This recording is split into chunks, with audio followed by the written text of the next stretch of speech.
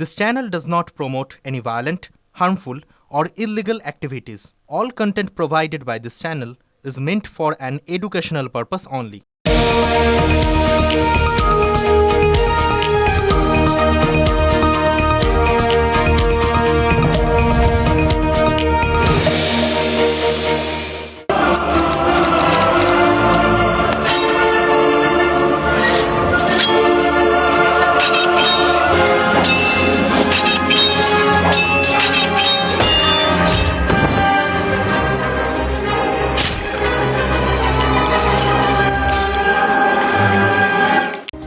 যে দৃশ্যটা দেখলেন সেটা উইলিয়াম শেক্সপিয়ারের হ্যামলেট, প্রিন্স অফ ডেনমার্ক, বিখ্যাত নাটক। ততোধিক বিখ্যাত একটা দৃশ্য এই তরোয়ালের লড়াই। হ্যামলেটকে হত্যার ষড়যন্ত্র করেছিলেন তার কাকা ক্লডিয়াস, আর হ্যামলেটের বাবাকে খুন করে তিনি আসলে ওই সিংহাসনে বসার পর থেকে হ্যামলেটকেও সরিয়ে দেবেন এটাই ঠিক করেছিলেন। ওই জন্যই তরোয়ালে বিষ মাখিয়েছিলেন এবং মন্ত্রীর ছেলে লোয়ারতেসকে সেই বিষ মাখানো তরোয়ালটা দেন। এক একটা দিন মসৃণ, ভোর থেকে শুরু করে রাতের শয্যায়। এক একটা দিন উঁচু নিচু, কেউ নিলে পিছু, টোকা দিলে চুপিসারে মনের দরজায়। কবির সুমন। কিন্তু বিশ্বাস করুন, এই যে টোকা দিলেন না মনের দরজায়, এটা কোনো ঘটনা নয়, তার থেকেও বড় কথা একটা শব্দ, বলা ভালো দুটো শব্দ, পোয়েটিক জাস্টিস। কিরকম একটা পোয়েটিক জাস্টিস শুনলে কিরকম একটা কবি ব্যাপার এসে গেছে এরকম, কারণ পোয়েট থেকে এই ব্যাপারটা এরকম ভাবছেন কি? দেখুন, আপনাদের একটু অন্যভাবে বোঝাই ব্যাপারটাকে। আজকের দিনে কেন এই শব্দ জোড়া আমার মনের মধ্যে বারবার খোঁচা মারছে। আপনাদের মনে আছে উইলিয়াম শেক্সপিয়ারের হ্যামলেটের কথা, সে বিখ্যাত নাটক যেটার একটা ওই এআই দৃশ্যরূপ একটু আগে আপনাদের দেখাচ্ছিলাম। এই তরোয়ালের লড়াইটা দেখছিলেন, এটা বিখ্যাত দৃশ্য। এটার মধ্যে দিয়ে অনেক কিছু বলা আছে আর কি। ওই হ্যামলেটকে হত্যার ষড়যন্ত্র করেছিলেন তার কাকা, ওই তার বাবাকে হত্যা করে সিংহাসনে বসা ক্লডিয়াস, আর তার জন্যই মন্ত্রীর ছেলে লোয়ারতেসকে, এই যে তারা যে লড়াই করছিলেন, লোয়ারতেসের হাতে যে তরোয়ালটা ছিল সেটা আসলে বিষ মাখানো তরোয়াল ছিল। শুরুর থেকেই এটা অসম্য লড়াই, একটা অন্যায় লড়াই। দেখলেন তো, ওই তরোয়ালের লড়াইয়ের ফাঁকে হ্যামলেট খোঁচা তো খেলেন, কিন্তু তারপর কি হলো জানেন? ধস্তাধস্তিতে দুজনের তরোয়ালটা গেল বদলে। ওই বিষ মাখানো তরোয়ালটা হ্যামলেটের হাতে এলো, আর তারপর সেই তরোয়ালের খোঁচায় প্রাণ গেল লোয়ারতেসের।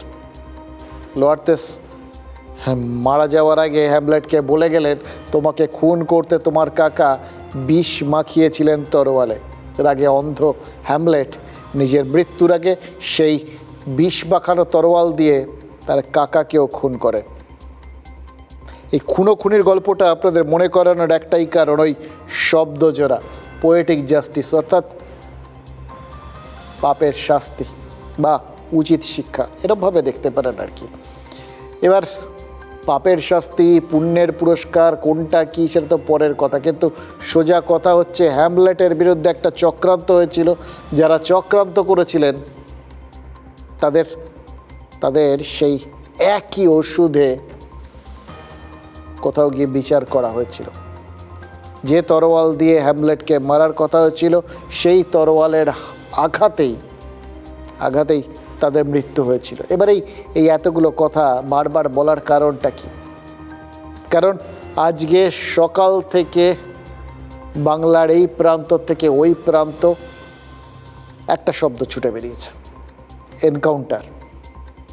আপনারা ভাববেন তো যে এনকাউন্টার বলতে আমরা সচরাচর দুটো জিনিস বুঝি। একটা, যেখানে সেনাবাহিনী তারা হয়তো জঙ্গিদের সঙ্গে ঘিরে ধরে তাদের সাথে গুলির যে লড়াই হয়, ডিকশনারির অর্থে আর কি এনকাউন্টার মানে ওই লড়াই আর কি। তো সেই দিক থেকে দেখতে গেলে যেখানে গুলির লড়াইটা হয়, আজকেই দেখছিলাম কাশ্মীরে সোপারে, ওখানে দুজন যারা ঢুকতে চেয়েছিলেন আমাদের দেশে অনুপ্রবেশকারী জঙ্গি, তাদের ঘিরে ফেলে গুলির লড়াইয়ে খতম করে দিয়েছে আমাদের সেনাবাহিনী। আর আরেকটা, ওই বারুইপুরে গণধর্ষণ আর খুনে অন্যতম অভিযুক্ত প্রভাস মণ্ডল, তাকেও গুলির লড়াইয়ে নিকেশ করে দিয়েছে পুলিশ।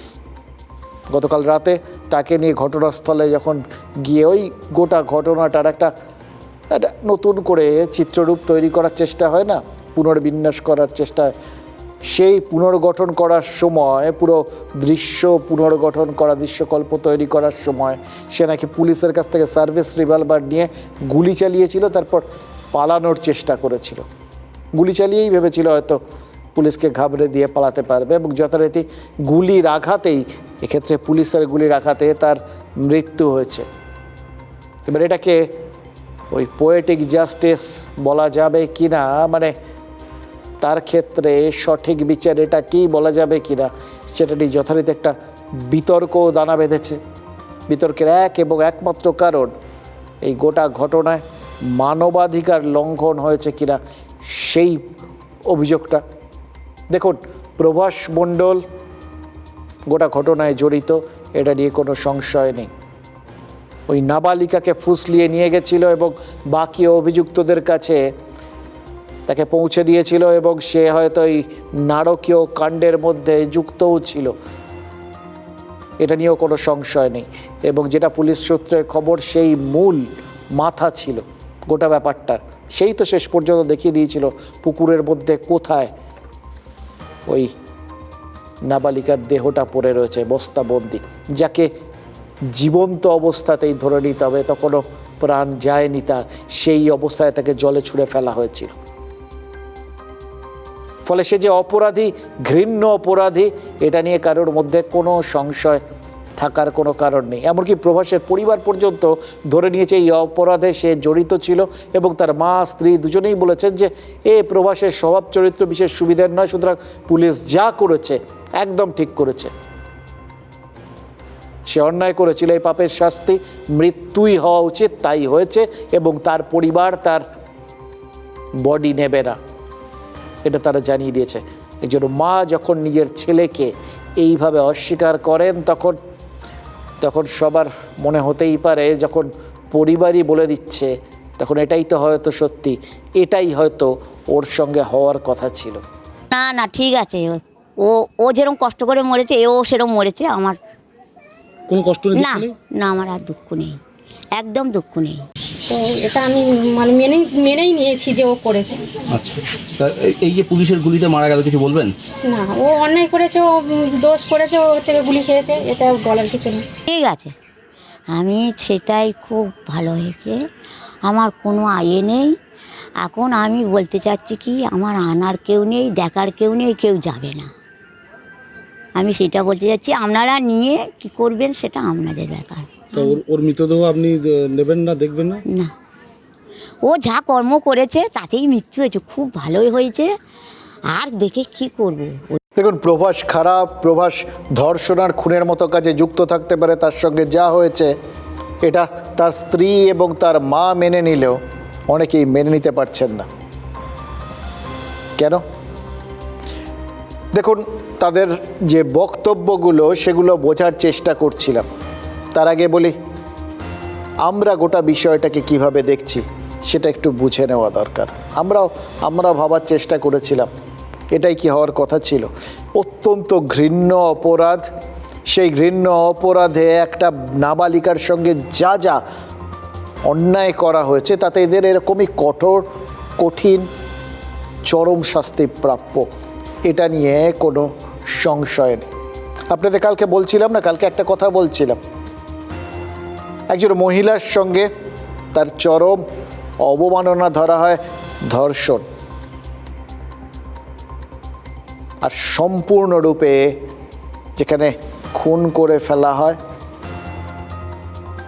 সেখানটা হয়তো ওই শারীরিক মানসিকভাবে মৃত একজনের ওপর আরেকবার ঘা মারা। এবার একই সঙ্গে এটাও তো সত্যি যে চারপাশে আরও ওই যে ঘটনাটা আমরা দেখেছি তার সঙ্গে আরও দুটো ঘটনা ওই বারুইপুরেই রয়েছে। একজন গণপিটুনিতে মারা গেছে, সেও নিরাপরাধ ছিল বলে শোনা গেছে, জাস্ট সন্দেহের বশে কেউ পিটিয়ে মেরে দিয়েছে। আর আরেকজন গোটা ঘটনার সঙ্গে যোগ নেই, ফুটবল খেলছিল, জিতেছে, খেলা নিয়ে গণ্ডগোল, তার গলা কেটে দেওয়া হয়েছে, সেও মারা গেছে। দেখুন এই ঘটনাগুলো সব কটা শেষ কথা তো একটাই, মানুষ মারা গেছে, কালকে বলছিলাম। এবং এই মানুষ তো তখনই মারা যায় যখন একটা সামাজিক স্তরে হিংসার বাতাবরণ ছড়িয়ে পড়ে। এই হিংসার বাতাবরণটা ছড়িয়ে পড়ে একটাই মাত্র কারণে, কিচ্ছু হবে না, কে কী করবে, এই মানসিকতার থেকে। এটা করা যায়, করলে আমাদের কেউ কিচ্ছু বলার নেই, পুলিশ টুলিশের পরোয়া করি না, এই মানসিকতার থেকে। এরকমই কোনো মানসিকতা কি আমাদের চারপাশে ছড়িয়ে পড়েছিল? সাম্প্রতিককালে যতগুলো খুন জখমের ঘটনা ঘটেছে, বারুইপুরের এই 3টে ঘটনা বাদ দিল, যদি 1 বছর শুধু দেখেন, তাহলে এতজন মানুষ খুন হয়েছে, পুরুষ মহিলা, ধর্ষণ, আঘাত, এগুলোকে আমি ধরছি না, আমি শুধু মানুষ খুন হওয়ার কথাই বলছি। এতজন মারা গেছে, তার কারণ বেশ কিছু কথাবার্তা, সরকারি তরফে বেশ কিছু হাত বেঁধে দেওয়া, আইন শৃঙ্খলার পুলিশের, কিচ্ছু হবে না। আমরা কি বক্তব্য শুনেছি আপনারা একবার খেয়াল করে দেখুন। আমরা এই ধর্ষণের ঘটনার পর সেটাকে নিয়ে পয়সা নিয়ে মনোমালিন্য মন্তব্য শুনেছি, আমরা ছোট ঘটনা মন্তব্য শুনেছি, আমরা এটাও শুনেছি যে ও তো লাভ অ্যাফেয়ারের ব্যাপার, ও তো প্রেগন্যান্ট ছিল, কেউ কিছু করলে কি করার থাকতে পারে, সব তো সম্ভব নয় জানা কে কি করবে কখন। এগুলো ধর্ষণের 3টে ধর্ষণের ক্ষেত্রে এই 3টে মন্তব্য বললাম। আর মৃত্যুর ঘটনা আরজি কর থেকে শুরু করে কামধুনি কি হয়েছে আপনারা সব জানেন, বরুণ বিশ্বাসের সঙ্গে কি হয়েছে আপনারা সব জানেন। কোথাও যে কিছু হয়নি করে পার পাওয়া যায় সেই বার্তাটা সব কটা ক্ষেত্রে ছিল। তার ফল যে আজকের এই ঘটনাগুলো নয় সেটা গ্যারান্টি দেওয়া যাবে। এবং সেই জন্যই বলছিলাম যে সামাজিক এই যে হিংস্রতা ছড়িয়ে পড়া, একটা হিংস্রতার বাতাবরণ, এটাকে কাটাতে গেলে কিছু কঠিন সিদ্ধান্ত অবশ্যই দরকার। এই ঘটনাটা আমরা যেটা শুনলাম, এটার মধ্যে এনকাউন্টারের কথা তো আমরা শুনে ফেলেছি, বুঝে ফেলেছি। এবং সত্যি কথা বলতে কি, ওই কাশ্মীরের বা বিভিন্ন জায়গায় জঙ্গিদের সঙ্গে লড়াইয়ে তাদের যখন এনকাউন্টার করা হয়, যে এনকাউন্টারে মৃত্যুর ঘটনা আমরা শুনি, দেশের শত্রু তাদের শাস্তি দেওয়া হয়, এরাও দেশের শত্রু, এটা নিয়ে কোনো সংশয় নেই। এবং সব থেকে বড় কথা, যদি তারা এইভাবে পুলিশের কাছ থেকে অস্ত্র ছিনিয়ে নিয়ে তাকে খুন করার চেষ্টা করা হয়, বা সে যদি চেষ্টা করে পুলিশকে গুলি চালিয়ে আহত করে মেরে দিয়ে পালিয়ে যাওয়ার, তাহলে পুলিশেরও তো অবশ্যই অধিকার রয়েছে তার আত্মরক্ষার। এবার এখানটাতেই একটা বিরুদ্ধ মত খুব স্পষ্ট, অনেকেরই মনে হচ্ছে গোটা ব্যাপারটার মধ্যে যত না এই ঘটনা পরম্পরায় শাস্তি দেওয়ার বিষয়টা গুরুত্বপূর্ণ, তার থেকে অনেক বেশি গুরুত্বপূর্ণ হয়ে দাঁড়িয়েছে এইভাবে গুলি করে তাকে যে শেষ পর্যন্ত মারা হয়েছে, তাতে তার উচিত শাস্তি হওয়ার বিষয়টা। এখানেই বেশ কিছু লোকের আপত্তি রয়েছে এবং তারা মনে করছেন এই গোটা ঘটনাটা মানবাধিকার লঙ্ঘন করার মতো ঘটনা।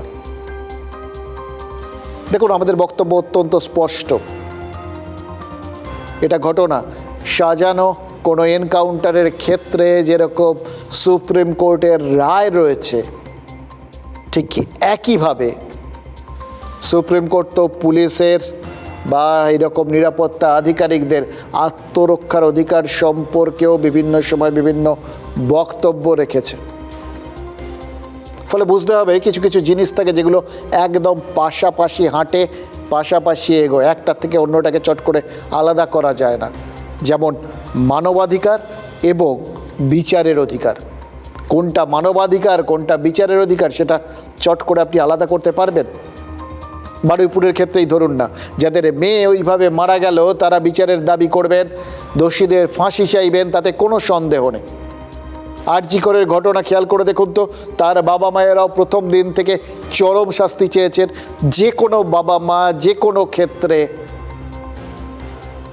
সেটা মেয়ে হোক ছেলে হোক, কোলখালি হলে বাবা মায়েরা চরম শাস্তি চান, এটাতে তো কোনো ধোঁয়াশা নেই। মুখ্যমন্ত্রী কী চেয়েছিলেন, তিনি কী চেয়েছিলেন সেটাতেও কোনো ধোঁয়াশা নেই, সর্বোচ্চ শাস্তির পক্ষে তিনি সওয়াল করেছিলেন। এবার আমরা আইনসম্মতভাবে আমাদের এখানে সর্বোচ্চ শাস্তি যেটা চাওয়া হয় বা মনে করা হয় সেটা হচ্ছে ফাঁসি, কিন্তু ফাঁসি সমান সমান মৃত্যু, এটা যদি ধরে নিই, এক্ষেত্রেও তাহলে সর্বোচ্চ সাজাই হয়েছে বলে, ওই অন্যতম অভিযুক্ত প্রভাসের চরম সাজাই হয়েছে বলে ধরে নিতে হবে। এবার চরম শাস্তিটা কিভাবে হবে, সেটা বিচার বিবেচনা করে হবে নাকি এনকাউন্টারের মতো চটজলদি উপায়ে হবে, বিতর্ক সেটা নিয়ে। এভাবে আইন রক্ষক অর্থাৎ পুলিশ, তারা আইন হাতে তুলে নিয়েছে কিনা, নাকি আত্মরক্ষার অধিকার, এবং দেখুন সেটাকে কেন্দ্র করে লোকজন যেভাবে বক্তব্য রাখছেন তাতে কিন্তু তারা মোটামুটি দেখে নিশ্চিত মনে হচ্ছে যে এটা আত্মরক্ষার বিষয় ছিল না, এটা গোটা ব্যাপারটা ওকে শাস্তি দেওয়ার জন্যই করা হয়েছে। এটা এক দল, তাদের এই বক্তব্য হয়তো কোথাও গিয়ে মান্যতা পেয়ে যায় যখন বাকি সবার মুখেও শেষ পর্যন্ত সঠিক বিচারই হয়েছে, এই জিনিসেই করা উচিত, এই ধরনের বক্তব্য চারপাশে শোনা যায়। কখন এই ধরনের বক্তব্য শোনা যায়? যখন মানুষজন বুঝে যায় যে কোনোভাবে যদি এরকম নাটকীয় একটা পরিস্থিতি তৈরি হয়, সেটা যদি শেষ পর্যন্ত লোকের কাঙ্ক্ষিত বিচারটাকে করে দিয়ে থাকে তাহলে সেটাই সঠিক। দেখুন, যাদের সব চায়, আবার বলছি, তারা বিচার কি হবে না হবে, কোন শাস্তিতে কি হবে সেসব নিয়ে মাথা ঘামান না। কারণ হয়তো চরম শাস্তি চেয়েছেন, শাস্তিটা হয়ে গেলে তারা হয়তো বলেন যে এতদিনে মনটা শান্তি পেল। সত্যি কি মন শান্তি পায় বলুন তো? কারোর যদি কোল খালি হয় কোনোভাবেই সেই জায়গাটা হয়তো পূরণ হয় না। আর বাকিরা যারা বলছেন তারা কেন বলছেন তাহলে? তারা বলছেন তার কারণ তারা আতঙ্কিত থাকেন যদি এই ঘটনাটা তাদের বাড়িতে ঘটে। ফলে সবাই যেই চরম শাস্তিটা চান তার পেছনে একটাই জিনিস কাজ করে তাদের মাথায়, সেটা হচ্ছে এই সমাজে যে হিংস্রতার বাতাবরণটা ছড়িয়ে গেছে সেটাকে কোনোভাবে যেন ভয় দেখিয়ে হোক, ভক্তি দেখিয়ে হোক, যেভাবে হোক সেটাকে থামিয়ে দেওয়া যায়, সেটাকে নির্মূল করে দেওয়া যায়। ওই জন্যই তাদের হয়তো মনে হচ্ছে এনকাউন্টার সেটা আসলে ভয় ইন ভরসা আউট। কাদের জন্য? অপরাধীদের জন্য। কাজ চালিয়ে যাচ্ছে, আমরা খুব খুশি, অত্যন্ত খুশি, পুরো ফুল ভরসা আছে আমাদের। খুন হওয়া সন্তানের বাবা খুশি, ভয় সিটিয়ে থাকা এক বাবা আজ ভরসা পাচ্ছেন। কেন? নাবালিকা খুন ধর্ষণে অভিযুক্ত প্রভাস এনকাউন্টারে খতম। মাঝরাতে ঘটনাস্থলে নিয়ে যাওয়ার পর পালানোর চেষ্টা ও পুলিশকে লক্ষ্য করে গুলি, পাল্টা গুলিতে শেষ অন্যতম অভিযুক্ত।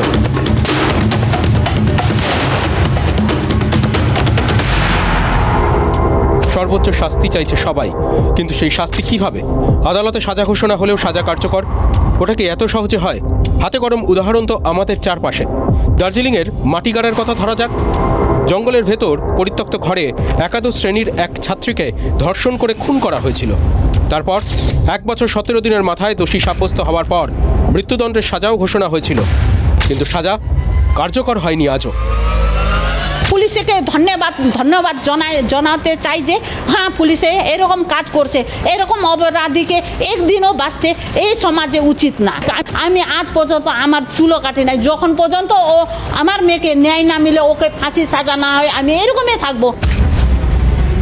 তিলজলায় নাবালিকার ধর্ষণ ও খুনের বিচারে মৃত্যুদণ্ডের সাজা হয়েছিল, ফাঁসি হয়নি। আরামবাগের ঘটনা হোক বা কুলতলির খুন ধর্ষণ, আদালতে দোষ প্রমাণিত হওয়ার পর মৃত্যুদণ্ডের সাজা ঘোষণা হওয়ার পরেও সাজা কার্যকর কোথাও হয়নি। ফরাক্কায় বিগত সরকার ঘটা করে বলেছিল মাত্র 59 দিনে দোষী সাব্যস্ত করা গেছে। গুরাপের নাবালিকা খুন ধর্ষণেও মাত্র 52 দিনে সাজা ঘোষণা হয়েছিল, কিন্তু শাস্তি না। সেসব ক্ষেত্রেই শুধুই ফাঁসির ঘোষণা হয়েছে, একজনকেও শাস্তি দেওয়া যায়নি। গভর্নমেন্টের কাছে অনুরোধ করবো আমাদেরগুলো মাথা ঘামাক, আসামিকে জেলে না রেখে যত দ্রুত সম্ভব সাজা দিক। স্পট এরা এনকাউন্টারই চাই, আর আইনি প্রক্রিয়ায় গিয়ে ওকে বাঁচিয়ে রেখে কোনো লাভ নেই। বাবা মায়ের কষ্টই বাড়বে, তাছাড়া কিচ্ছু হবে না। 1.5 বছরের ওপর হয়ে গেল, আমাদের আসামির কোনো কিচ্ছুই হয়নি, জেলে আছে, খাচ্ছে, আইনি প্রক্রিয়ায় বলছে বছর 10 হবে। নিউ টাউনের টোটো চালকের যাবজ্জীবন সাজা কার্যকর ছাড়া গত কয়েক বছরে একজনেরও সাজা কার্যকর হয়নি। উল্টে জনগণের করের টাকায় দিব্যি জেলের ভাত খেয়ে চলেছে দোষী প্রমাণিত অপরাধীরা। আমাদের দেশে প্রতিদিন সংশোধনাগারে থাকা বন্দি পিছু খরচ করে 121 টাকা, বছরে 45,000 টাকা। বর্তমানে দেশের প্রায় 5.25 লক্ষ বন্দির মধ্যে বিচারাধীন প্রায় 4.25 লক্ষ, আর দোষী সাব্যস্ত সংখ্যাটা 1.5 লক্ষের কাছাকাছি। প্রতিদিনের খরচ 6,20 লক্ষ টাকা, আর বছরে 2,263 কোটি টাকা। আমাদের রাজ্যেও বিচারাধীন ও সাজাপ্রাপ্ত মিলিয়ে বন্দীদের জন্য প্রতিদিন খরচ হয়ে চলেছে 31 লক্ষ টাকা, মানে বছরে অন্তত 113 কোটি টাকা। বরতলা সেই 7 মাসের শিশুটার কথা মনে আছে? ফুটপাত থেকে তুলে নিয়ে গিয়ে যাকে ধর্ষণ করা হয়েছিল। দোষ প্রমাণের পরেও আজও অপরাধীর সাজা হয়নি। তাহলে উপায়? অপরাধীর মানবাধিকার থাকবে, আর 7 মাসের ধর্ষিতা শিশুর অধিকার, বিচার পাওয়ার অধিকার, সেটা বুঝিয়ে দেওয়ার কেউ থাকবে না। শুনেছি এনকাউন্টার করেছেন, I think that's really good. মানে ফাইনালি দেশের কিছু তো একটা পরিবর্তন হচ্ছে সরকার আসার পর। একটা ছোট্ট বাচ্চার মুখে কথাটা শুনলেন,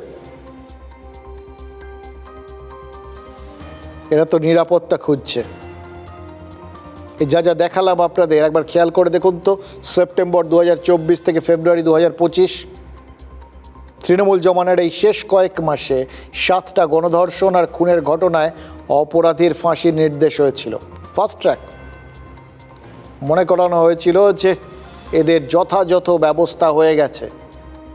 তারা কোথায় আছে? ফাঁসি হয়ে গেছে, জেলে আছে। কারণ নিম্ন আদালত ফাঁসির আদেশ দেওয়ার পর সেই সিদ্ধান্ত চ্যালেঞ্জ হয়েছিল। উচ্চ আদালত, হায়ার কোর্টে গিয়েছিল পরিবার, সর্বোচ্চ আদালত অর্থাৎ সুপ্রিম কোর্টও যদি ফাঁসির আদেশ বহাল রাখে, তারপরেও মার্সি পিটিশনের সুযোগ আছে।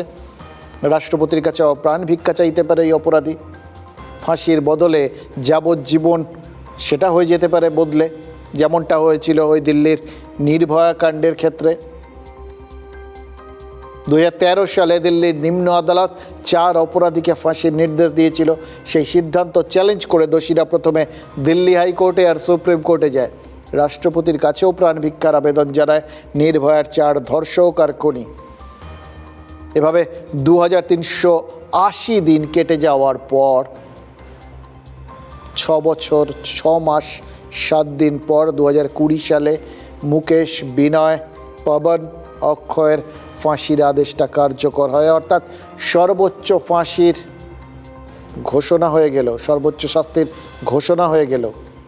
6 বছরের বেশি সময় এই অপরাধীরা বেঁচে বর্তে ছিল, এবং এই সুযোগটুকু এই জঘন্য অপরাধে জড়িতদের পাওয়া উচিত কিনা সেটা নিয়ে প্রশ্ন আছে। তার কারণ এখানে শেষ পর্যন্ত 4 জনের ফাঁসি হয়েছিল, কিন্তু অধিকাংশ ক্ষেত্রেই শেষ পর্যন্ত সেটা আর হতে দেখিনি আমরা সাম্প্রতিককালে। ব্যতিক্রম আছে। আরজিকর কাণ্ডে সঞ্জয় রায়ের ফাঁসির আদেশ হয়নি, কারণ নিম্ন আদালতের বিচারকের মনে হচ্ছিল তাকে বাঁচিয়ে রাখার দরকার আছে। তদন্তের স্বার্থেই সঞ্জয়কে দরকার হতে পারে। এবার এগুলো আইনি যুক্তি, বিচারকের এই যুক্তি যথেষ্ট যুক্তিযুক্ত এটা মনে করার কারণ আছে, আজকেও আছে। কারণ তিলোত্তমা ধর্ষণ আর খুনের ঘটনায় সিবিআইকে নতুন নির্দেশ দিয়েছে শিয়ালদা কোর্ট। কদিন আগে তিলোত্তমার বাড়িতে একটা চিঠি আসে। তিলোত্তমার বাবাকে এক প্রাক্তন ফরেন্সিক অফিসার চিঠি দিয়ে জানিয়েছিলেন যে তিলোত্তমার ভিসেরার নমুনা নষ্ট করা হয়েছিল রাজ্য ফরেন্সিক দপ্তরে। প্রাক্তন মুখ্যমন্ত্রীর নির্দেশে 3 ফরেন্সিক আধিকারিক ভিসেরা নষ্ট করেছিল বলে দাবি করা হয়েছিল। বিষয়টা আদালতের নজরে আনে তিলোত্তমার পরিবার, কোর্টে সেই চিঠি জমা দেওয়া হয় আর তারপরেই আদালত সিবিআইকে ওই চিঠি গ্রহণ করতে বলেছে এবং সেই অনুযায়ী বিষয়টা খতিয়ে দেখতে বলেছে। এক্ষেত্রে সঞ্জয় রায়কে বাঁচিয়ে রাখার যৌক্তিকতা প্রমাণ হচ্ছে, কিন্তু বারুইপুরের মতো ঘটনা যেখানে কোনো রকম সংশয় নেই, সেখানে কী হবে সেটা আমাদের সহনাগরিকরাই বলছেন। এছাড়া আর কোনো, আমার তো মনে হয় তাই। তারপরে মানবাধিকার কমিশন সে আসবে, তারা অনেক কিছু বলবে, অন্যায় তার শাস্তি এটাই। এরকমভাবেই তো করা উচিত, কারণ এসব না করলে হবে না কিছু। নাহলে যদি এরকম না করে তাহলে এসব কেসগুলো আরও বাড়তে পারে। আমার তো মনে হয় পাবলিকের হাতে দিয়ে দেওয়া। একটু বাজে শাস্তি হওয়া উচিত বলেই আমি মনে করি। এটা তো কিছুই ছিল না, ও তো কোনো পেনই ফিল করলো না, কিন্তু যে মেয়েটাকে এরমভাবে করলো তার বাড়ির সবাইকে সাফার করতে হচ্ছে। আমার মনে হয় এনকাউন্টারের থেকেও কিছু বড় কিছু নেওয়া উচিত এবং এটা রাইট ডিসিশন। উপযুক্ত শাস্তি হওয়াই উচিত, আর ঠিক হয়েছে বলে আমার মতো অন্তত মনে হয়। বর্তমান অবস্থা যা, সেটার পরিপ্রেক্ষিতে যদি দেখা যায়, সবাই যদি মানুষের মনে ভয়টা না হয়, তাহলে এই জিনিস হতেই থাকবে। শুনলেন তো আমাদের সহনাগরিকদের বক্তব্য। তাদের হিংস্র বলবেন তারাও ওই একই রকমভাবে রক্ত দেখতে চাইছেন। আসলে তারা নিজেদের আতঙ্ক থেকে এই বক্তব্যগুলো রাখছেন এবং এটাই পরিষ্কার হয়ে যাচ্ছে আমাদের চারপাশে কীরকম একটা পরিবেশ তৈরি হয়ে গেছে, যেখানে এরকম একটা কড়া কিছুর মধ্যে দিয়ে যাতে এই খুনিরা, এই ধর্ষকরা ভয় পায়, সেটাই সবাই চাইছেন। এটা যখন দেখবেন তখন সত্যি কথা বলতে কি খুব ঠান্ডা মাথায় ভেবে দেখুন, সব কটাই যদি আমরা বিচার করি তাহলে এটা তো দুটো দিকই আছে। এরা যে আতঙ্কিত, এরা যে বিচার চাইছেন, এরা যে এরকম কঠোর কোনো বন্দোবস্ত চাইছেন, তার কারণ ওই বললাম এই পরিস্থিতি তো রয়েছে চারপাশে, এই মানসিকতা চারপাশে রয়েছে। একটা দৃষ্টান্তমূলক কিছু একটা তারা জানেন না ঠিক কী, কিন্তু তাদের মনে হচ্ছে এরকমই কিছু একটা হলে তবে হয়তো ভবিষ্যতে তারা নিরাপদে ঘুরে বেড়াতে পারবেন। এদের অন্য কোনোভাবে মানসিক সহায়তা দেওয়ার কাজটা আমরা করতে পারিনি, এদের আতঙ্ক কাটানোর কাজটা আমরা করতে পারিনি, এটা আমাদের মেনে নিতে হবে। যারা মানবাধিকারের দোহাই দিয়ে এই গোটা বিষয়গুলোকে সমালোচনার দিক থেকে দেখতে চাইছেন, তারাও সঠিক হতে পারে, কিন্তু তার আগে তাদের ভাবতে হবে তারা বা তাদের মানবাধিকার এই বাচ্চা মেয়েগুলো বা তাদের বাবা মা এদের কতটা নিশ্চিন্ত করতে পারছে, চারপাশে এই আতঙ্কের হাত থেকে তারা কতটা নিরাপদ নিজেদের বোধ করতে পারছেন। যদি করতে না পারেন তার দায় কার, এটা ভাবার জায়গা এসছে 1 নম্বর। দ্বিতীয়ত, যে জায়গায় মানবাধিকারের কথা বলা হচ্ছে বা যারা বলছেন, তারা হয়তো ভাবছেন একদম শুরুর দিকের একটা খুব সহজ সত্যি শিক্ষা তারা হয়তো মনে করতে চাইছেন, যেটা অতীত দিনে হতো, খুনের বদলে খুন, চোখের বদলে চোখ, হাতের বদলে হাত, দাঁতের বদলে দাঁত, একদম তুল্য মূল্য একটা হিংস্র দেওয়া নেওয়া, হিংস্রতার মাধ্যমে কোনো কিছুর একটা ফয়সলা। সেই জায়গার থেকে আজকের সভ্য সমাজে যেহেতু আমরা এগিয়ে এসেছি, সেই জায়গার থেকে সেই হিসেবটাকে তারা, ওই লেনদেনটার থেকে তারা বেরোতে চাইছেন, বোঝা যাচ্ছে। কিন্তু যদি আমাদের পরিবেশ পরিস্থিতিটাই সেই সময়ের মতো হয়ে যায়, যে সময়টা খুনের বদলে খুনটাই একমাত্র বিচার ছিল, এতগুলো মানুষ, সাধারণ মানুষ যার জীবনে আপনি এদের কারুর হাতে একটা ছুরি ধরিয়ে দিন, সব থেকে ঘৃণ্য অপরাধী যার এনকাউন্টার হয়েছে, সে ছাড়াও তো বাকিরা রয়েছে, তাদেরও তো লোকে একই রকম ঘৃণার চোখে দেখছেন, কিন্তু এই সাধারণ কোনো মানুষের সামনে ফেলে দিন, একটা ভালো করে হয়তো চরও মারতে পারবে না। তারা এরকম একটা চরম শাস্তি চাইছেন কেন, সেটা বুঝে নেওয়ার খুব দরকার আছে। মানুষের কিছু কিছু ঘটনাকে কেন্দ্র করে মানুষের এই বক্তব্যগুলো বেরিয়ে আসার দরকার আছে। তাহলে হয়তো ওই গোড়ায় যাওয়ার একটা তাগিদ তৈরি হবে, যেখান থেকে সবাই মিলে একটুখানি নিশ্চিন্ত হতে পারবেন। এবার দ্বিতীয় দিক, রাজনীতি। কারা এই এনকাউন্টারের বিরোধিতা করছেন? এনকাউন্টারের বিরোধিতা করছেন বিরোধীরা, কারণ তাদের মনে হচ্ছে যে যে জিনিসটা আজকে লোকের সমর্থন পাচ্ছে, কালকে সেটাই যদি যে কোনো অপছন্দের লোক, সেটা অন্য কোনো ক্ষেত্রে হোক, তার ক্ষেত্রে ব্যবহার করা হয়। রাজনীতির ক্ষেত্র থেকে তাই জন্যই বিতর্কটা উঠেছে। 2017 সালের মার্চ মাস, আপনাদের মনে আছে, উত্তরপ্রদেশের মুখ্যমন্ত্রী হয়েছিলেন যোগী আদিত্যনাথ। যোগী দায়িত্ব নেওয়ার পর গত 9 বছরে উত্তরপ্রদেশে এরকম এনকাউন্টারের সংখ্যা জানেন? 17,043। উত্তরপ্রদেশ সরকারের নিজস্ব তথ্য বলছে গড়ে 5টারও বেশি এনকাউন্টার হয়েছে, এরকম দিনও গেছে। যোগী সরকার উত্তরপ্রদেশের পুলিশকে ট্রিগার হ্যাপি করে তুলেছে বলে বিরোধীরা অভিযোগ করেছেন,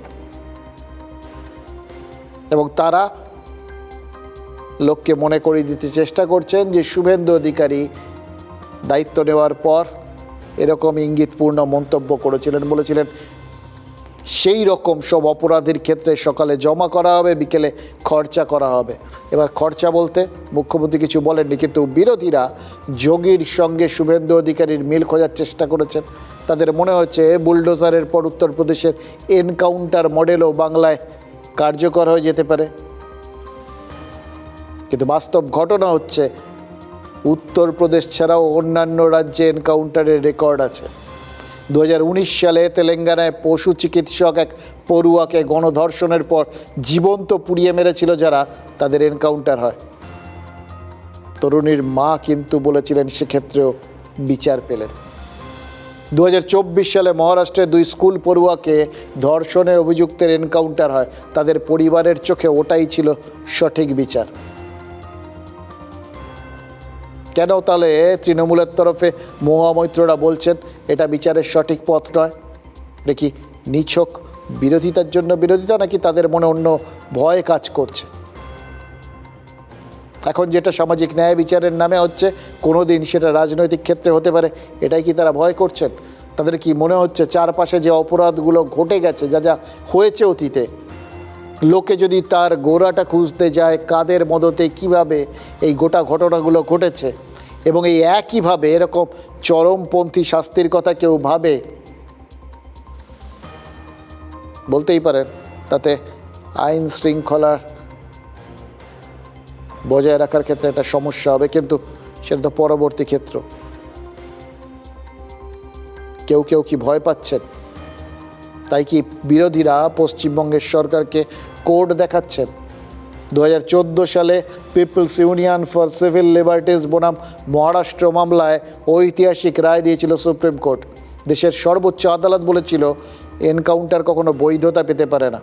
বিরোধীরা রাজ্যের সরকারকে সে কথা স্মরণ করাচ্ছেন, পাল্টা রাজ্যের শাসক মনে করিয়ে দিচ্ছে তেলেঙ্গানা, মহারাষ্ট্র, উত্তরপ্রদেশের বহু নির্যাতিতার পরিবারের মতো বারুইপুরও চটজলদি বিচার চেয়েছে। উল্লুখোর মাদকখোর একটা বাচ্চা মেয়েকে যে ধর্ষণ করে খুন করতে পারে, তাদের এত বাহাদুর তারা যে স্থানীয় একটা ছেলে তাদেরকে কলার ধরে নিয়ে যাচ্ছে পুলিশের কাছে, সে হঠাৎ করে এত বাহাদুর হয়ে গেল, পুলিশের রিভলভার কেড়ে নিল, কেড়ে নিয়ে গুলি চালিয়ে দিল। এত বড় বাহাদুর কি করে হয়ে গেল আমার মাথায় ঢুকছে না। তাহলে কি পুলিশের প্রপার ট্রেনিং নেই বাংলায়? প্রথমবার বাংলার মানুষকে সতর্ক করতে চাই যে আপনারা যে দানবকে ডেকে এনেছেন, আজকে তার প্রথম পরিচয় আপনারা পাচ্ছেন। ইউপি 2.0। যাদের ধর্ষণ হয়েছে আমাদের মহিলাদের, তাদেরকে অপমান করা হয়েছে, আমাদের ক্যারেক্টার নিয়ে কাটাছেঁড়া করা হয়েছে। 8টার পর বেরোনো যাবে না, সর্দি কাশির মতো ধর্ষণও একটা জিনিস, রেট বেঁধে দেওয়া হয়েছে, অপমান করা হয়েছে। আপনারা যে এই কথাটা বলবেন এটাই তো স্বাভাবিক। শুভেন্দু অধিকারী উত্তরপ্রদেশে যোগী আদিত্যনাথের ট্র্যাডিশন এখানে নিয়ে আসছেন এটা নিন্দা করার কোনো ভাষা নেই। কি মডেল, কি যোগী মডেল, কি অযোগী মডেল, আমি সেটা বলবো না। বিরোধীরা কি চান একটু স্পষ্ট করে বলুন না। এই সমস্ত পশুদেরকে কি কোলে করে নিয়ে নাচবে সরকার? আইনের শাসন প্রতিষ্ঠা বুঝি না। আমি যেটা বুঝি যে এই অপরাধীদের নিকেশ হোক। আইনের শাসন প্রতিষ্ঠা করতে গেলে আবার এগুলোর বিরোধিতা করতে হয়। আমি বুঝি এই অপরাধীদের নিকেশ হোক। দেখুন, একটা জিনিস তো পরিষ্কার, শাসক বিরোধী দুপক্ষই নিজেদের অবস্থানে অটল এবং তাতে একটা জায়গায় কারোরই কোনো বিরোধ নেই। সবাই চান কিন্তু অপরাধটা শেষ হোক। কিন্তু ঘটনাচক্রে যদি দেখা যায় যে রাজনীতির প্রশ্রয়েই অপরাধ এত বেশি মাথাচাড়া দিয়েছে, তাহলে তার দায়টা কে নেবেন? দেখুন, এই ঘটনাকে কেন্দ্র করে শাসক দল মনে করছেন তারা অত্যন্ত কঠিন একটা সিদ্ধান্ত নিয়েছেন। কারা নিয়েছেন? সরকারের কথা অবশ্যই কেউ বলছেন না, কারণ সেটা তারা এক্ষেত্রে বলবেনও না। এক্ষেত্রে পুলিশ কঠোর একটা সিদ্ধান্ত নিয়েছে, কারণ তারা আক্রান্ত হয়েছিল। কিন্তু তার পুরো কৃতিত্বটা যাচ্ছে কিন্তু সরকারের ওপর। মনে করা হচ্ছে, সবার কথা থেকে পরিষ্কার, এটার জন্য সরকারি একটা কঠোর পদক্ষেপ। এতে মমতা বন্দ্যোপাধ্যায়ের মতো বিরোধী নেত্রী খুব একটা খুশি হবেন কিনা জানি না, কারণ তিনি এর মধ্যে ইদানিংকালে তো পথে টথে নামেননি। বারুইপুরের ধর্ষণ আর খুনের প্রতিবাদে তিনি আজকে, এর আগেও মোমবাতি মিছিল করেছিলেন, অতীতে বিভিন্ন রকম মন্তব্য করেছিলেন, এবার তারা মিছিল করেছেন বালিগঞ্জ থেকে হাজরা মোড় পর্যন্ত। কেউ বাধা দেয়নি, নিশ্চিন্তে করেছে। এবং দেখুন, বারুইপুরের ঘটনা প্রকাশ্যে আসার পর থেকে বিরোধীদের সামনে রাস্তা তো খোলা আছে। মমতা বন্দ্যোপাধ্যায় নিজে না গেলেও তিনি দলের তরফ থেকে প্রতিনিধি দল পাঠিয়েছেন এবং শেষ পর্যন্ত তৃতীয়বারের জন্য রাস্তায় নেমেছেন। এবার দুটো ক্ষেত্রেই, এর আগে যখন তৃতীয়বার বললাম, তার আগে দুটো ক্ষেত্রে যখন নেমেছেন, তখন তিনি বুঝেছেন এবং বুঝিয়েছেন তিনি একা। হাতে গোনা কিছু নেতা নেত্রী বাদে তার সঙ্গে কেউ নেই। আজকেও যায়, তিনি বালিগঞ্জ ফাঁড়ির থেকে হাজরা পর্যন্ত হেঁটে এলেন। কী দেখলেন? তার সঙ্গে সেই হাতে গোনা লোক। আর উল্টো দিকে মোড়ে মোড়ে বিজেপির জমায়ে তার সাউন্ড বক্সে মাচ্চোর গান। মমতা বন্দ্যোপাধ্যায় অভিযোগ করেছেন যে বিজেপি তার মিছিলে হামলা করেছে, বাধা দিয়েছে। কিন্তু সত্যি কথা বলতে কি, সেই জিনিসটা লোকের কাছে সেভাবে উঠে আসেনি, কারণ সেরকম কিছু দেখা যায়নি। ভবানীপুরে মমতা বন্দ্যোপাধ্যায় মিছিল করতে বাধা পাচ্ছেন, এটা বলা মানে তিনি কতটা হীনবল সেটাই প্রমাণিত হচ্ছে কিনা, সেই প্রশ্নটাও তো উঠতে শুরু করেছে। আর প্রশ্নটা আরও বেশি উঠেছে, মমতা বন্দ্যোপাধ্যায় নিজে মেজাজ হারা নয়। মিছিলের শেষ পর্বে নিজেরই এক কর্মীকে চর মেরে বসেন প্রাক্তন মুখ্যমন্ত্রী। এটা যেরকম তার ক্ষোভ বা বিরক্তি হতে পারে, তেমনই ক্রমশ একা হয়ে পড়ার কারণে মনের কোণে পুঞ্জীবিত হতাশাও হতে পারে।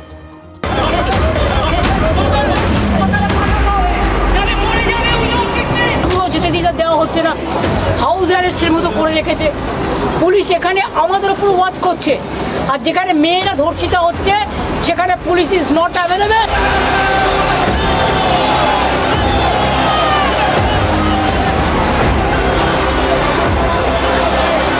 তাণ্ডব করেছে সকাল থেকে, আমার বাড়ি থেকে বালিগঞ্জ ফাঁড়ি পর্যন্ত, এবং ভাড়াটিয়া লুম্পেনদের গুন্ডাদের নিয়ে এসছে।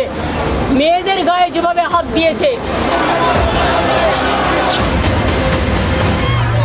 আমি দেখেছি প্রত্যেকের মাথায় রক্ত, মেয়েদের গাল থেকে শুরু করে, বুক থেকে শুরু করে, তাদের প্রাইভেট পার্টস থেকে শুরু করে ছেলেদেরও মারা হয়েছে।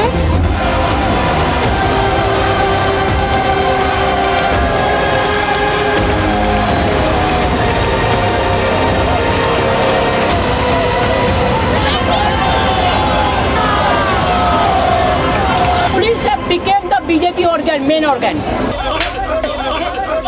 মমতা বন্দ্যোপাধ্যায় রাস্তায় নেমে মেজাজ হারাচ্ছেন, আর বাড়িতে থাকলে পার্টি অফিস হারানোর খবর পাচ্ছেন। গতকাল বোলপুরে অনুব্রত মণ্ডলের পাড়ায় তৃণমূলের অফিসে তালা লাগিয়ে দিয়েছিল বিজেপি, যে পার্টি অফিস কার্যত তৃণমূলের ওই বীরভূম জেলার পার্টি অফিস বলে পরিচিত। সেই পার্টি অফিসটাই কাল দিনভর তালা বন্ধ ছিল।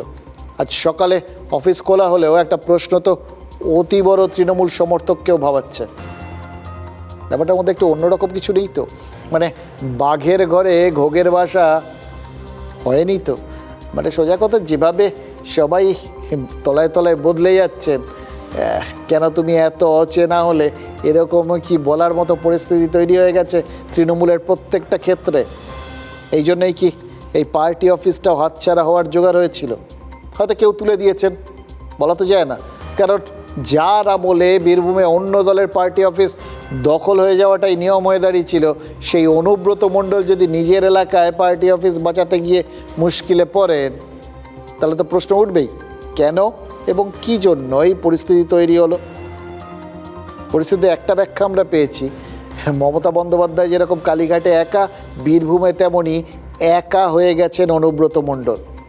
কাজল শেখ, চন্দ্রনাথ সিনহা, বিধান মাঝি, মোশাররফ হোসেন, রাজেন্দ্র প্রসাদ সিংয়ের মতো তৃণমূলের বিধায়করা এখন সবাই ঋতব্রতপন্থী। সেই কারণেই বোলপুরে ওই তৃণমূলের অফিসে বিজেপি তালা ঝুলিয়েছিল কি না, এটা ভেবে দেখার মতো বিষয়।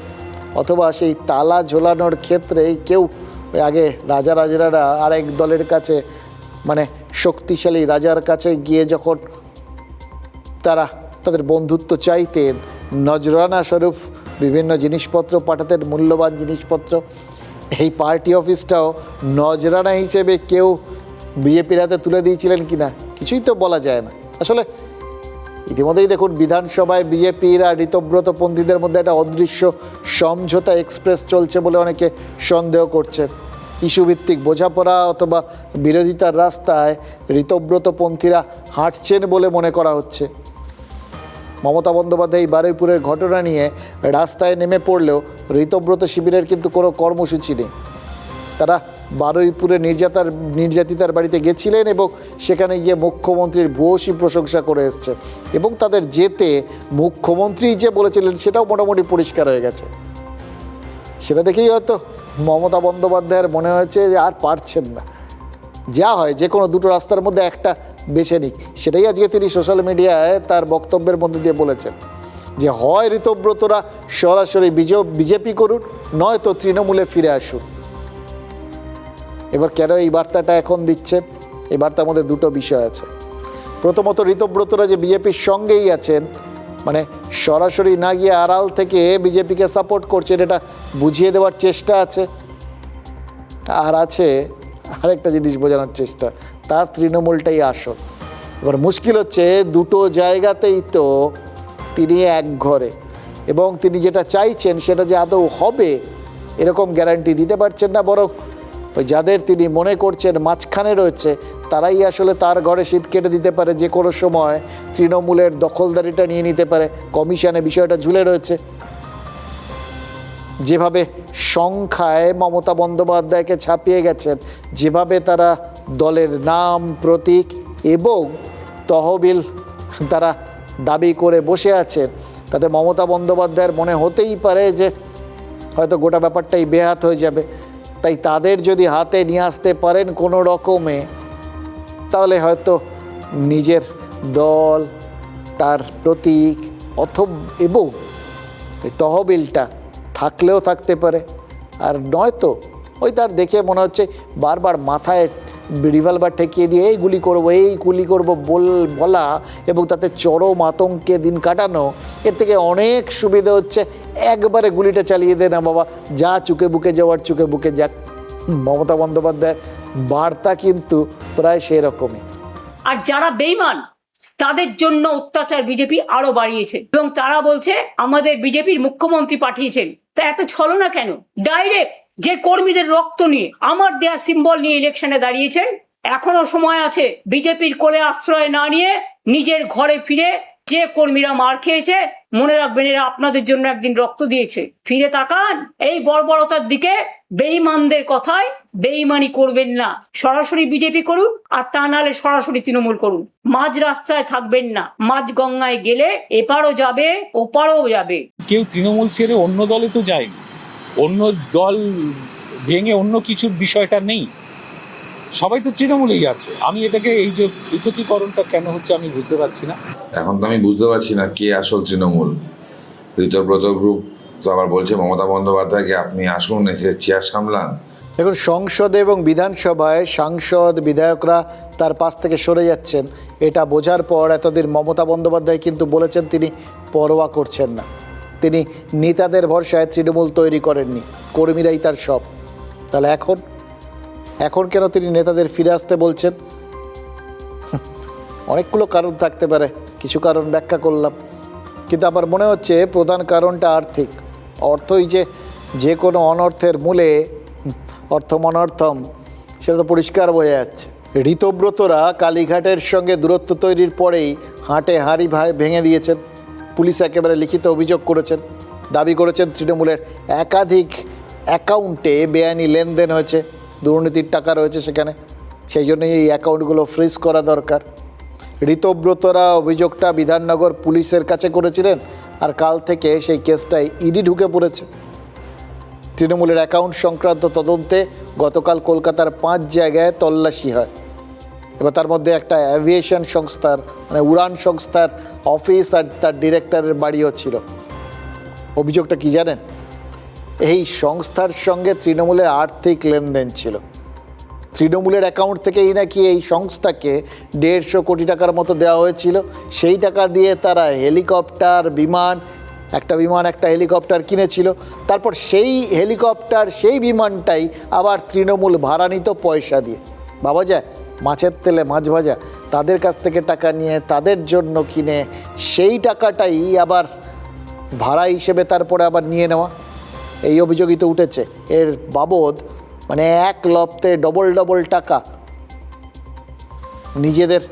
নিজেদের বিমান, নিজেদের কপ্টারই তারা ভাড়া দিয়ে চড়তেন, এরকমই তো অভিযোগ। এর কারণ কি? এরকম বিতর্কিত লেনদেন কখন হয়?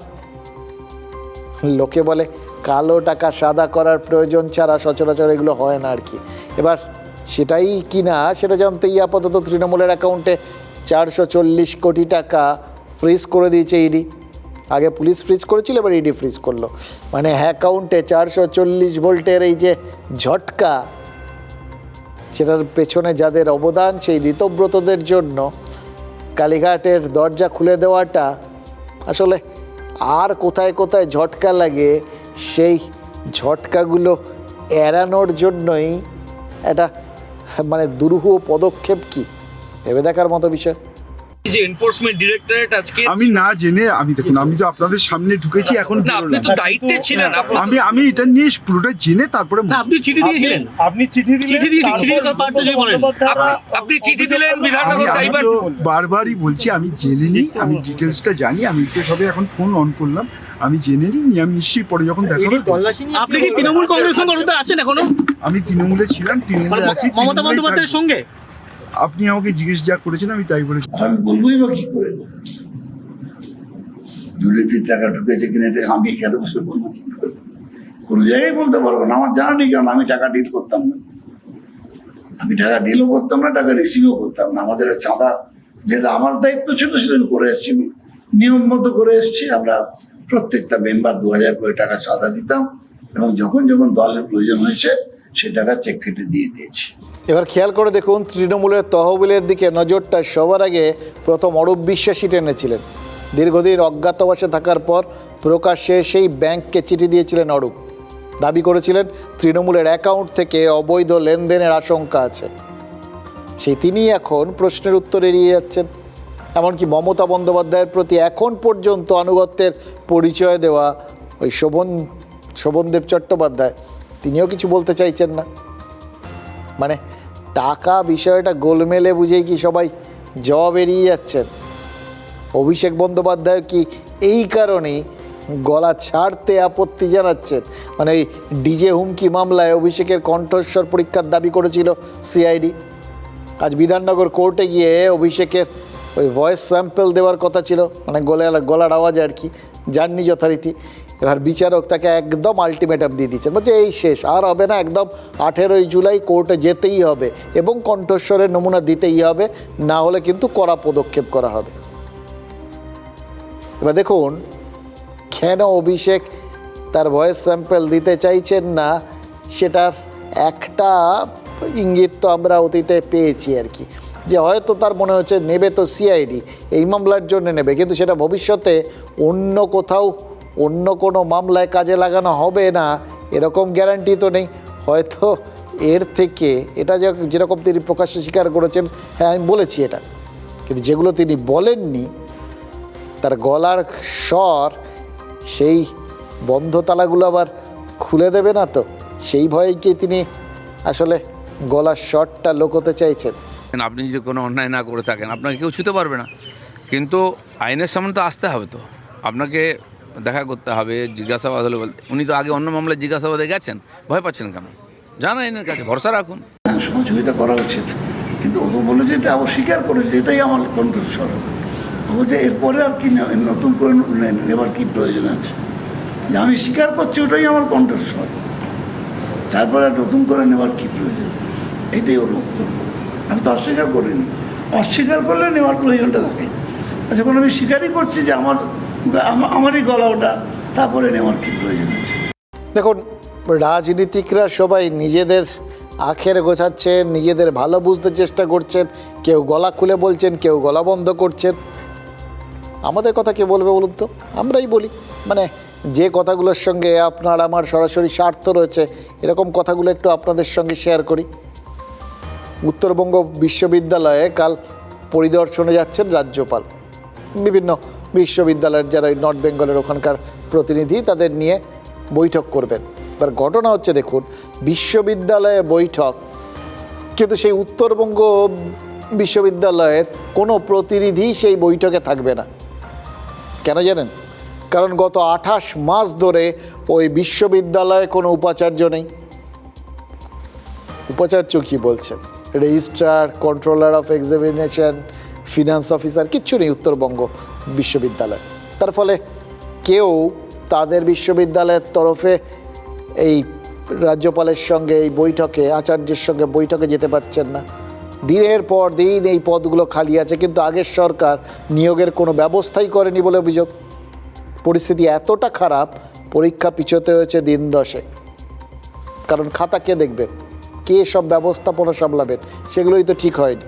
রাজ্যের সরকার বদলেছে, মুখ্যমন্ত্রী প্রত্যেকটা জেলাকে সমান গুরুত্ব দিচ্ছেন, কিন্তু উত্তরবঙ্গ বিশ্ববিদ্যালয়ের মতো এরকম একটা গুরুত্বপূর্ণ শিক্ষা প্রতিষ্ঠানে পড়াশুনোটাই অবহেলিত হয়ে পড়ে রয়েছে। আমার কি মনে হয় জানেন? ভরসা চাই এক্ষেত্রে। তাই আমরা নতুন সরকারের সামনে তুলে ধরছি যে উত্তরবঙ্গ বিশ্ববিদ্যালয়ের এই অচলাবস্থা কি করে কাটানো যায় এবং দ্রুত কাটানো যায়, সেই ব্যবস্থাটা যদি করা যায়। পাহাড় লাগোয়া চা বাগান আর সবুজ জঙ্গল ঘেরা বিরাট ক্যাম্পাস, আধুনিক ক্লাসরুম থেকে শুরু করে আলাদা আলাদা ল্যাবরেটরি সবই আছে। তারপরও উত্তরবঙ্গ বিশ্ববিদ্যালয়ে যে এক নেই রাজ্য। বিশ্ববিদ্যালয় থাকলেও তাতে 28 মাস ধরে কোনো উপাচার্য নেই। Registrar, controller of examination, finance অফিসারও নেই। সব মিলে শূন্য পদের সংখ্যা কয়েকশো। একা কুম্ভ হয়ে বিশ্ববিদ্যালয়ের দায়িত্ব সামলাচ্ছেন জয়েন্ট রেজিস্ট্রার স্বপন রক্ষিত। উপাচার্য নেই, রেজিস্ট্রার নেই, কন্ট্রোলার এক্সামিনেশন নেই, ইন্সপেক্টর অফ কলেজেস নেই, এবং ফাইন্যান্স অফিসার আছেন, উনি অতিরিক্ত দায়িত্বে উনি আছেন। এই সব নেই এর কোপ এবারে সরাসরি পড়েছে ছাত্রছাত্রীদের পরীক্ষার ওপর। যে সংস্থা পরীক্ষা নেওয়ার দায়িত্বে থাকে তাদের বকেয়া না মেটানোতে সমস্যা তৈরি হয়েছে। পরীক্ষা পেছালো তার মূল কারণ হচ্ছে যে এজেন্সি, যে কনফিডেন্সিয়াল এজেন্সি, আমরা যাকে বলি এন্ড টু এন্ড সার্ভিস, খাতা দেওয়া শুরু করে মার্কশিট তৈরিকরণ অবধি যে সংস্থা কাজ করে, সেই সংস্থার বকেয়া মিটিয়ে দেওয়া হয়নি। 1,19,00,000 টাকা এখনো বকেয়া আছে। কার্যত নেই রাজ্য উত্তরবঙ্গ বিশ্ববিদ্যালয়। এমনকি পরীক্ষা নেয় যে এজেন্সি, সেই এজেন্সির বকেয়া 1 কোটিরও বেশি টাকা। সেই জায়গায় দাঁড়িয়ে কার্যত পরীক্ষা ব্যবস্থাটাকেই 10 দিন পিছিয়ে দিতে হয়েছে।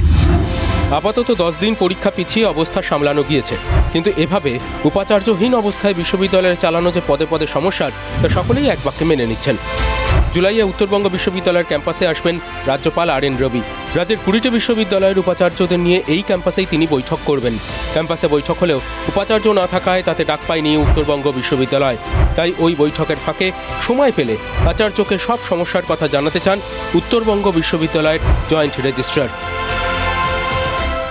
রাজ্যপাল কাল ক্যাম্পাসে গেলে উত্তরবঙ্গ বিশ্ববিদ্যালয়ের জয়েন্ট রেজিস্ট্রার তাকে ওই প্রদীপের নিচের অন্ধকারটা দেখাতে চান। আমরাও দুটো আধারে একটু আলো ফেলতে চাইছি। আরেকটা বিশ্ববিদ্যালয় আর একটা হাসপাতাল। নিউ টাউনের আলিয়া বিশ্ববিদ্যালয়ে আর ছুটি ছিল, কেন জানেন? কারণ বিদ্যুৎ নেই। ট্রান্সফরমার পুড়ে যাওয়ায় দুদিনে প্রায় 40 ঘন্টা বিদ্যুৎহীন ছিল এই ক্যাম্পাসটা, পুরো ক্যাম্পাস। বিদ্যুৎ সংযোগ নতুন করে করার মতো টাকা তো দূরের কথা, জেনারেটর চালানোর মতো তহবিলও নাকি বিশ্ববিদ্যালয়ের নেই। ফলে দীর্ঘদিন কারেন্ট না থাকলে এরকমভাবে ক্লাস ছুটি দেওয়া ছাড়া কর্তৃপক্ষের সামনে আর কোনো রাস্তাই খোলা নেই। এটাও কিন্তু ধরতে হবে, তার মানে সরকারের নজর দেওয়ার একটা জায়গা তৈরি হলো। শিক্ষার আধার, এবার একটু স্বাস্থ্যের আধারের দিকে চোখ ফেরানো যাক। নদিয়ার শান্তিপুর হাসপাতালে সেখানেও কারেন্ট চলে গেছে, আর আরও অসুস্থ রোগীরাই তো ওখানে সুস্থ হওয়ার জন্য যান, তার বদলে তারা আরও বেশি অসুস্থ হয়ে পড়েছেন। এবং এটা হঠাৎ করে ঘটে যাওয়া কোনো ঘটনা নয়, এটা নাকি অতীতের সরকারের আমল থেকে চলে আসা একটা ধারাবাহিক বিষয়। মাঝে মধ্যেই নাকি বিদ্যুৎ চলে যায়, কিন্তু বিশ্ববিদ্যালয়ের মতো হাসপাতালেরও তো তহবিলের সংকট।